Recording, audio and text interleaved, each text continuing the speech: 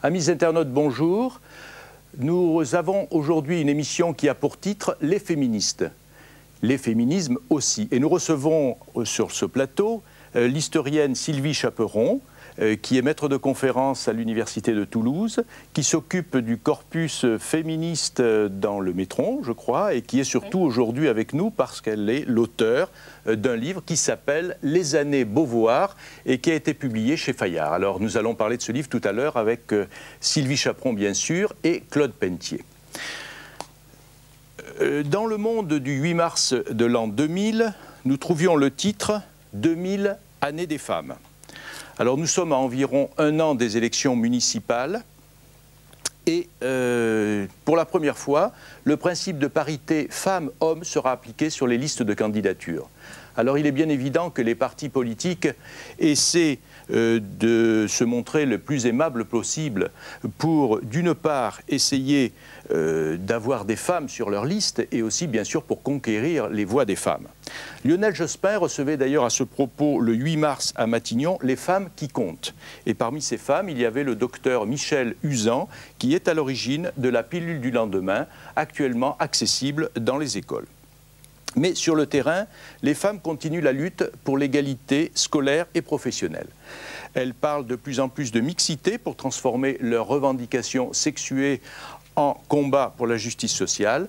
Et la marche des femmes, qui s'est commencée depuis plusieurs dizaines d'années, avec des personnages aussi importants que Nelly Roussel, Madeleine Pelletier, Hélène Brion, Marie Guillot, dont nous avons parlé déjà dans cette émission, Bertie Albrecht, Jeanne Humbert, dont nous avons parlé, et bien d'autres. Cette marche continue aujourd'hui. Alors Claude Pentier, quelle place les féministes ont-elles dans le Métron, dictionnaire du mouvement ouvrier, je le rappelle? Elles ont une place qui est tout à fait réelle et que nous voulons toujours croissante. Parce que ce mouvement féminin et féministe, même s'il entretient des fois des rapports difficiles avec le mouvement ouvrier, très variable selon les moments, et un mouvement de remise en cause de l'ordre établi, de remise en cause des dominations, et qui dans tous les cas doit avoir une place à l'intérieur du mouvement d'ensemble des dominés, et aussi parfois une place spécifique. Donc il faut à la fois une histoire du féminisme, très liée à une histoire des femmes dans la société, et dans ce grand ensemble qu'est le Métron, ce sont 3000 biographies de femmes qui sont présentes, avec les grands noms du féminisme. On a cité Madeleine Pelletier, par exemple. Non seulement elle a eu place dans le dictionnaire, mais il y a eu un volume spécifique de la collection biographique des éditions de l'Atelier qui lui a été consacrée. Alors, est-ce que vous pourriez nous présenter maintenant Sylvie Chaperon, que nous avons la chance d'accueillir sur ce plateau? Sylvie Chaperon se situe dans ce mouvement d'historienne autour de Michel Perrault. D'ailleurs, sa thèse a été dirigée par Michel Perrault, qui a produit toute une école, d'ailleurs de façon tout à fait organisée. Il y a eu des travaux, Klejman et Rochefort, l'égalité en marche, c'était le féminisme avant 1914. Christine Barr, qui a, avec les filles de Marianne, travaillé sur la période de l'entre-deux-guerres. Et puis, Sylvie Chaperon aborde la période qui va de la guerre jusqu'aux années 68. J'espère que Michel Perrault nous en prépare encore des thésards. Donc il y a cette continuité qui est importante pour le féminisme, mais en même temps, Michel Perrault a aussi encouragé toute une série d'autres travaux sur les femmes et le travail, regarde de façon très favorable tous les travaux sur femmes et syndicalistes, puisqu'elle était d'ailleurs une spécialiste du syndicalisme. Donc, Sylvie Chaperon fait partie de cette nouvelle génération qui renouvelle l'histoire du féminisme, mais qui ne fait que commencer. Je crois qu'on est au début de tout un courant. Je voudrais entendre un peu Sylvie Chaperon avant que nous entendions Michel Perrault. Sylvie Chaperon, donc c'est l'objet d'une thèse, votre livre. Une thèse que j'ai faite, oui, sous la direction de Michel Perrault.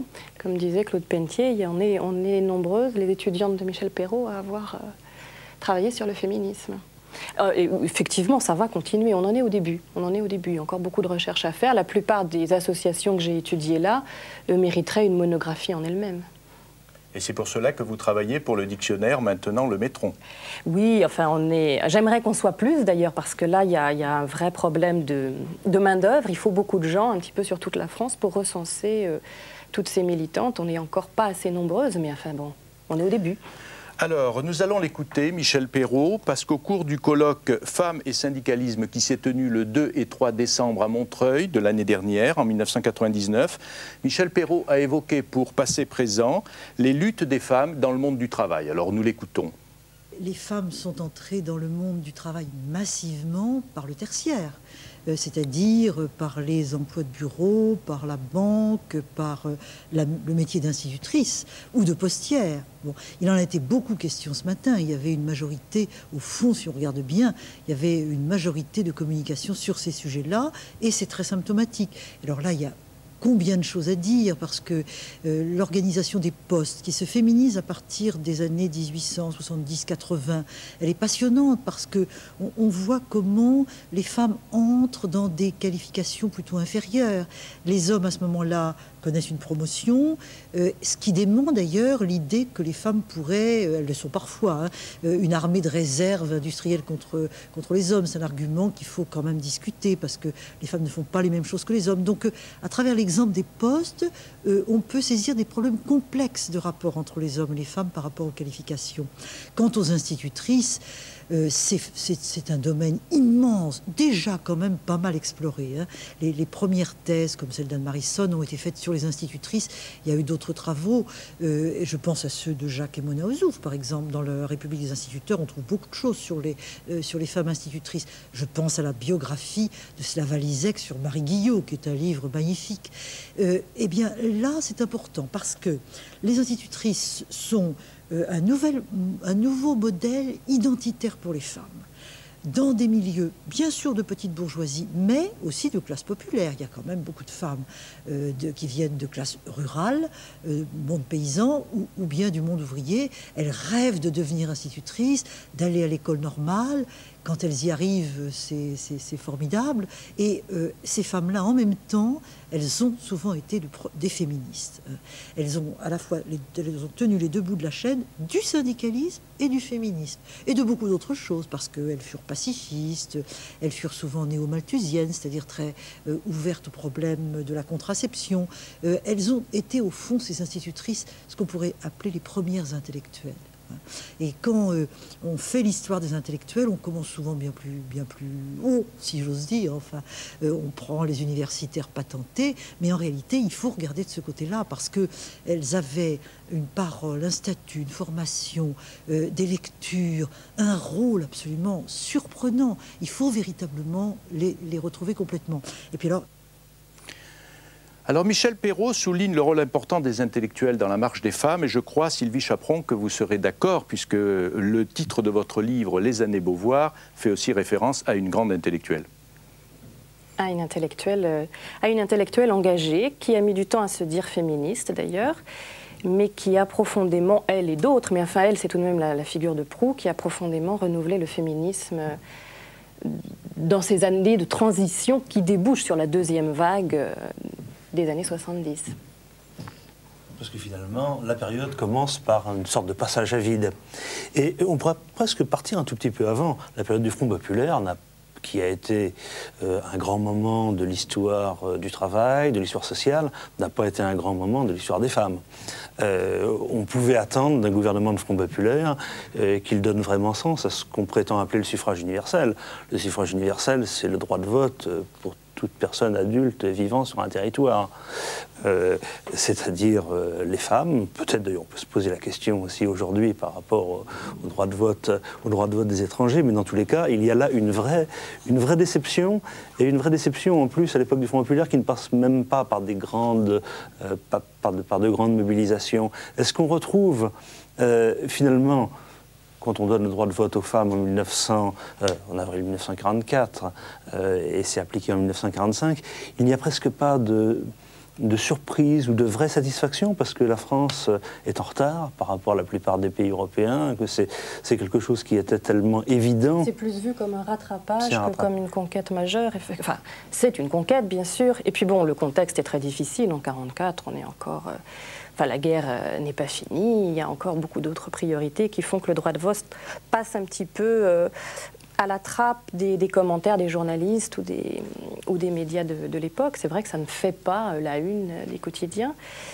Et puis bon, le mouvement suffragiste qu'a étudié Christine Barr, le mouvement suffragiste est en déclin depuis les années 30, depuis la fin des années 20, les années 30, de sorte que ce qu'on retrouve à la Libération, c'est un petit peu des associations croupions qui continuent à se battre, notamment pour encadrer les électrices. On a peur qu'elles soient trop absentes de ces premières élections, mais bon, qui concernent quelques centaines de femmes âgées, qui ont beaucoup milité, qui sont assez fatiguées, qui sont coupées de la jeunesse, laquelle d'ailleurs est en pleine période de baby-boom, de nuptialité très élevée, on se marie jeune, on fait des enfants, donc il y a un problème de génération. D'où quand même le poids des politiques familiales.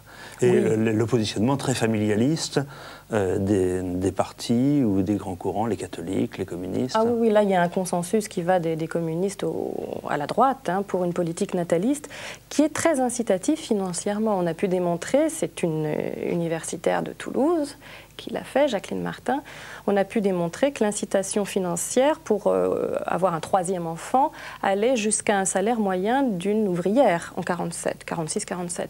Donc effectivement, ça a soutenu, le baby-boom est un phénomène qui dépasse les politiques natalistes, mais en fait, ça a soutenu fortement le baby-boom en France. Mais du coup, la femme est vue essentiellement comme une mère, pour les communistes aussi comme une travailleuse, mais pris dans un contexte où les questions, par exemple, de la contraception, de l'avortement, etc., qui étaient des thèmes importants dans les années 1920, disparaissent, disparaissent complètement. Et dès les années 37, 38, on voyait bien dans les cours de formation des femmes communistes, on voyait disparaître presque tous les grands thèmes féminins et féministes au profit de la vie familiale, de la santé. Ah oui, tout à fait. Tout à fait. Mais là encore, c'est les lois de 1920, de 23, aggravées encore sous Vichy, qui ont complètement décapité le mouvement néo-malthusien, lequel n'a d'ailleurs jamais vraiment recruté, sauf aux marges, parmi les rangs féministes. Alors, vous apportez beaucoup de choses sur les catholiques dans cette période, les mouvements féminins catholiques. Là, je crois que c'est une étude qui est, sur ce plan, tout à fait nouvelle. Est-ce que vous pourriez en préciser les contours dans une période où le catholicisme est en train d'évoluer vers le monde du travail? On voit la CFTC se transformer avec Reconstruction. On voit les mouvements de jeunesse comme la JOC se rapprocher, déjà présent dans le mouvement ouvrier, mais coller beaucoup plus à ce mouvement ouvrier, le mouvement des prêtres ouvriers, dont on aura l'occasion de reparler dans une autre émission. Donc toute cette tendance qui rapproche quand même le monde catholique, une partie du moins, vers la gauche, est-ce qu'il a une influence sur la vision de la femme? Oui, enfin, à la Libération, on a un petit peu deux versants de ce mouvement militant catholique. On a d'une part le catholique traditionnel, représenté par l'Union féminine civique et sociale, par André Butillard, qui a une vision, laquelle obéit au mot d'ordre du pape, d'ailleurs, une vision très traditionnelle de la femme qui doit rester au foyer, qui doit rester la mère sans travailler, enfin, si possible, en évitant de travailler. Et puis alors, on a une vision plus moderne de ce catholicisme qui est passé par la résistance, qui est représentée par les équipes féminines du MRP, qui accède au pouvoir, Poinceau-Chapuis, la première femme ministre à part entière de la Santé. André Viénot est secrétaire d'État, mais enfin, Poinceau-Chapuis est la première ministre à part entière, et qui ont, elles, une vision plus tout de même progressiste des femmes, notamment avec cette idée que le travail permet l'indépendance et que la maternité n'est pas le seul destin obligé des femmes. Mais enfin, c'est cette mouvance large, donc, avec ces deux versants, est largement majoritaire à la Libération, avec l'autre titan qui sont l'association des femmes communistes, l'Union des femmes françaises, issue elle aussi de la résistance, mais qui pratique une ouverture bien réelle et la main tendue aux catholiques notamment. Donc c'est vrai qu'entre ces deux mastodontes, en quelque sorte, qui viennent des années 30, il y a une continuité là, les féministes, héritières du suffragisme, sont un peu coincées entre ces deux mouvements majeurs. ne sont pas elles du tout qui occupent le devant de la scène. Chez les catholiques, il y a un mûrissement que vous pouvez quand même percevoir au fil des années, jusqu'aux années 60. Qui mériterait d'ailleurs une investigation plus poussée, parce qu'on voit très bien qu'il y a André Butillère, qui est tout de même la femme leader de ce mouvement un peu traditionnel, décède en 1955. Et il y a, disons, au courant des années 50, une conversion catholique à l'idée d'égalité des sexes, laquelle n'est pas encore très bien étudiée finement, mais qui se fait dans les années 50. Et alors arrive le deuxième sexe de Simone de Beauvoir, un scandale, une bombe, et on va essayer d'avancer un peu dans l'histoire. Alors qu'est-ce que ça représente, le deuxième sexe ? Mais ça suscite effectivement un très grand scandale et une très grande mobilisation médiatique. C'est assez curieux qu'un livre sur les femmes, écrit par une femme, suscite tant d'échos, de polémiques. Bon, c'est lié à beaucoup de choses, la position de Sartre, la guerre froide, mais c'est lié aussi aux thèmes nouveaux qu'introduit Simone de Beauvoir, enfin qui sont nouveaux. Disons qu'elle le fait avec éclat, c'est-à-dire qu'elle remet sur le devant de la scène la revendication de la contraception, et même plus, puisque son chapitre « La mère » commence par 15 pages qui sont un véritable plaidoyer pour la libéralisation de l'avortement, lequel était un sujet tabou. Et bon, elle parle aussi de l'homosexualité, elle a un chapitre sur la lesbienne, elle parle de la sexualité des femmes et d'une sexualité mal vécue, d'une misère sexuelle, comme on dirait de nos jours, dans l'initiation sexuelle de la femme, là encore un chapitre. Et ces 3 chapitres-là ont créé un véritable scandale. Mais ils ont permis aussi qu'une parole publique de femmes sur des sujets privés, tabous, couverts d'une chape de silence, émerge. Et c'est en cela qu'elle est un peu l'avant-garde, enfin, elle constitue des signes précurseurs de ce nouveau mouvement qui surgira dans les années 70. Et elle ouvre donc le chantier de ces nouvelles revendications sur le privé. Qui vont aboutir donc à un nouveau féminisme, vous le dites ? Qui aboutissent à un nouveau féminisme. Et d'ailleurs, la revendication, alors non pas de la libéralisation de l'avortement, parce que ça c'est tout de même très radical, mais la libéralisation de la contraception, qui était interdite, va constituer un petit peu la revendication qui fédère ces nouvelles générations militantes. Le planning familial est en liaison directe avec cette pensée ou un peu, c'est-à-dire que Marie-André Lagroix-Veillet, qui va être la présidente de la maternité heureuse, qui deviendra le planning familial, et Évelyne Sullereau connaissent Beauvoir. Et d'ailleurs, Beauvoir va préfacer les ouvrages de Marie-André Lagroix-Veillet. Mais en même temps, ce qui est mis en avant sont des arguments plus consensuels sur la santé publique, sur l'épanouissement de la sexualité conjugale et donc d'un couple et d'une famille heureuse. Ce pas des arguments aussi militants qu'avait mis en avant Beauvoir. Alors, Sylvie Chaperon, pardon, excusez-moi, là on est obligé d'avancer un petit peu plus dans votre sujet, parce que naturellement, c'est un livre issu d'une thèse où il y a énormément d'informations qu'on ne peut que conseiller de lire. On ne pourra pas tout dire, malheureusement, dans cette émission. Mais j'ai lu qu'en août 1970, des militantes de Vive la Révolution ont déposé une gerbe à l'Arc de Triomphe à la mémoire de la femme du soldat inconnu. Alors, je ne sais pas si c'est ce qui a inspiré certains groupes qui s'étaient proposés le 8 mars 2000 d'aller aussi pour renouveler ce geste symbolique à l'Arc de Triomphe. C'était pas la Vive la Révolution. Non, ça n'a pas une étiquette très... Ah bon. C'est une poignée de militantes qui se sont regroupées autour de ce geste. Nous allons voir quelques images du 8 mars 2000 autour de l'Arc de Triomphe où nous étions présents pour voir si ces femmes, justement, allaient pouvoir renouveler ce geste symbolique. Alors je dois dire que, voilà. Alors regardez bien si vous voyez des femmes. Et qu'est-ce que c'était ça comme... Alors c'était le dépôt de la gerbe qui a lieu tous les jours à 18h30 à l'Arc. Ah oui, les anciens combattants font tous les jours une remise, c'est pour ça que les femmes avaient prévu d'y aller, mais elles étaient gentiment reconduites par les CRS vers les escaliers et la place de l'Étoile était soigneusement gardée. Alors le cortège s'est alors dirigé vers la place du Trocadéro et nous écoutons d'ailleurs quelques slogans sur le thème de la solidarité et de la liberté.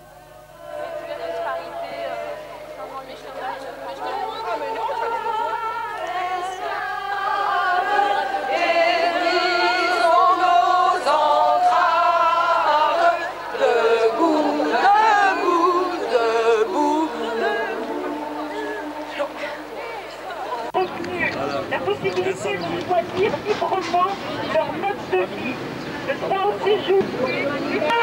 Avant toutes les discriminations, ni racisme, ni sexisme.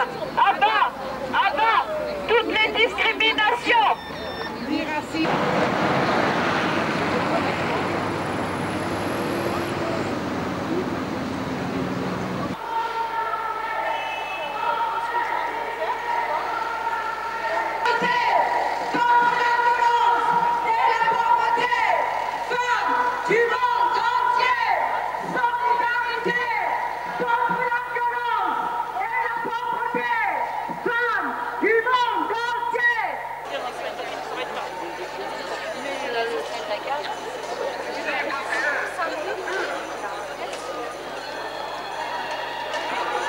الديمقراطية الحقوق الشعبية ما زلنا ثوار ما زلنا أفاطمة الزوار أفاطمة لولوي.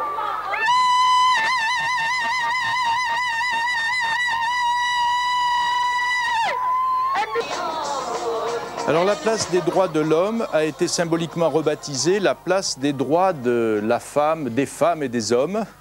Et d'ailleurs nous regardons les dernières images qui se sont déroulées à la nuit par des danses. Voilà, alors je crois que c'était à peu près tout ce que nous avons vu. Sur le 8 mars 2000, des marches sont prévues internationales. Et on doit souligner la solidarité entre les femmes du monde entier, qui est un des thèmes qui est prédominant, semble-t-il, aujourd'hui. Alors maintenant, je vais lancer la rubrique courriel.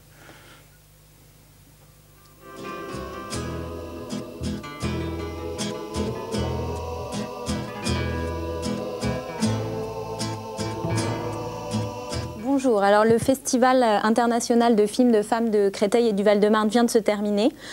Et il y a un ouvrage qui va bientôt paraître sur Films de femmes, génération de réalisatrices, de Jackie Buet, aux éditions alternatives. En fait, ça fait plus de 20 ans que ce festival existe. Et il y a eu véritablement une accumulation d'un patrimoine très important.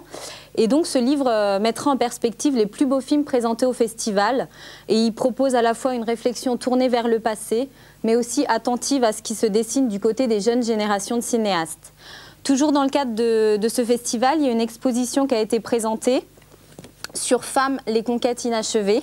Voilà, donc cette exposition a été proposée par la maison d'édition Comédit.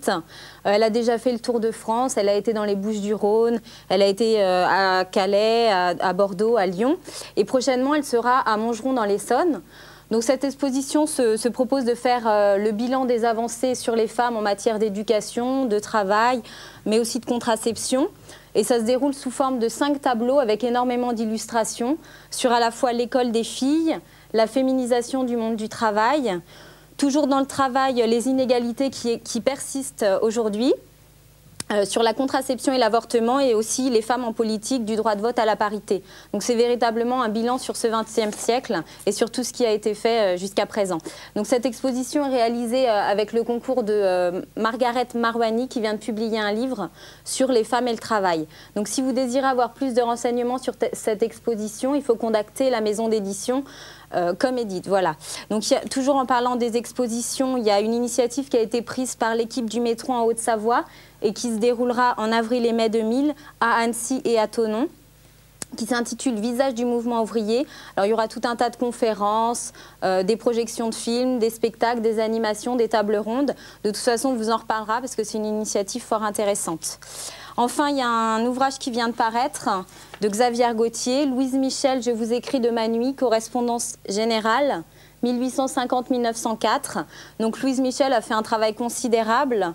Elle a vraiment épluché la correspondance de... Pardon, Xavier Gauthier a fait un travail formidable. Elle a épluché la correspondance de Louise Michel. Il y a plus de 1000 lettres avec... Elle l'a surtout retrouvée dans des endroits... Oui, elle l'a retrouvée. Elle a été à Moscou, Amsterdam. Elle a même épluché la bibliothèque de Victor Hugo. Donc c'est vraiment un travail très important.